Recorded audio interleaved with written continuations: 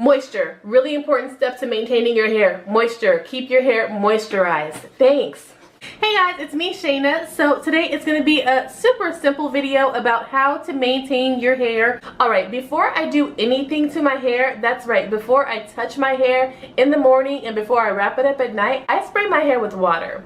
Yeah, so I have two options here. It really doesn't have to be water, but just make sure that you're conditioning your hair. Make sure that you're hydrating your hair. So I have two options. I just kind of go back and forth between these two.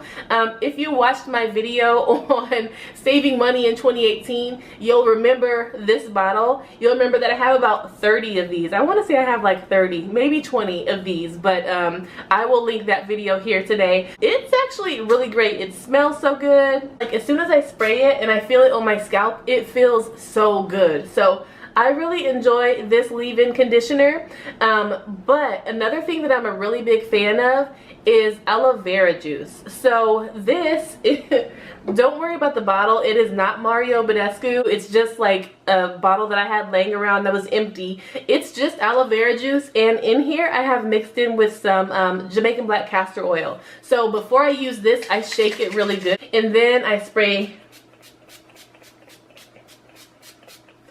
And that's it. I just spray my hair. So I think that is a key. Make sure that you keep your hair hydrated. Make sure that you bring moisture into your hair every single day. So again, I make sure that I spray my hair twice a day, liberally. Yeah, I forgot. So like, I don't know if you guys can see it in here. Let me see. I don't know if you guys can see that.